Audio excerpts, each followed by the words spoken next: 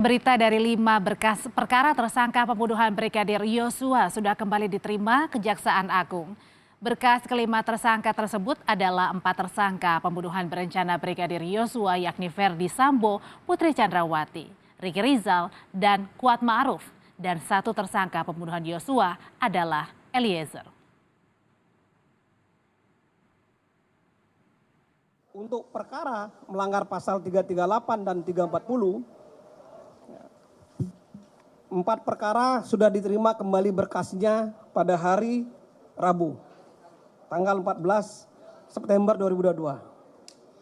Dan 1 perkara atas nama PC kita kembali menerima berkasnya hari Kamis kemarin. Tidak hanya itu, Kejaksaan Agung juga sudah terima 7 berkas perkara penghalangan penyidikan pembunuhan Yosua yang melibatkan Ferdi Sambo dan 6 perwira polisi lain.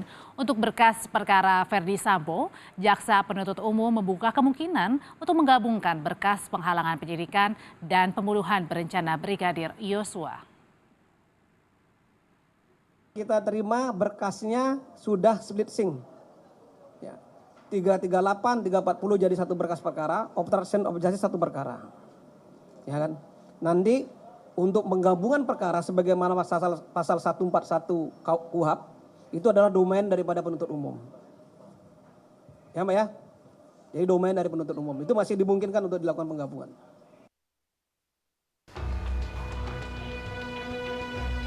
Kejaksaan Agung telah menerima berkas kasus pembunuhan berencana dengan tersangka Ferdi Sambo, istri dan 3 ajudannya.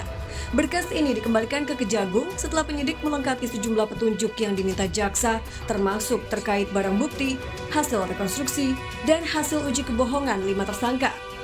Komisi Kejaksaan menyebut penyidik dan jaksa memang perlu teliti dalam menyelidiki barang bukti, kesaksian, motif, hingga peran para pelaku dalam pembunuhan berencana Yosua agar pembuktian di persidangan kuat. Material itu misalnya yang sering juga disebut anatomi kasusnya. Lalu pasal 340 yang dipersangkakan itu harus diuraikan secara cermat, jelas, lengkap, tempus, lokusnya, peranan masing-masing tersangka terhadap perbuatan yang disangkakan.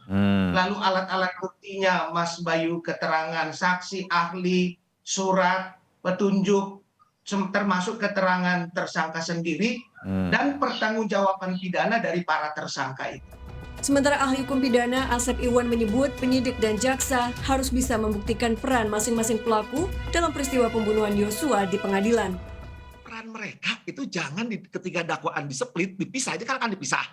Itu berbeda nanti di fakta. Kemudian kan konkret gini, ketika FS diperiksa nanti berbeda, bisa kan dikacau di dalam persidangan, boleh di persidangan berbeda dengan BAP itu 1630. Tapi nanti ketika pemeriksaan KM dan RR berubah lagi, nah itu yang harus hati-hati ya.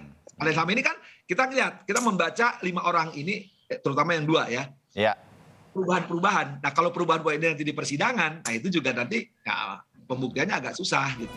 Kini jaksa masih harus meneliti berkas perkara Ferdi Sambo yang sudah dikembalikan penyidik sebelum menyatakan berkas ini lengkap dan diserahkan ke persidangan. Tim Liputan, Kompas TV.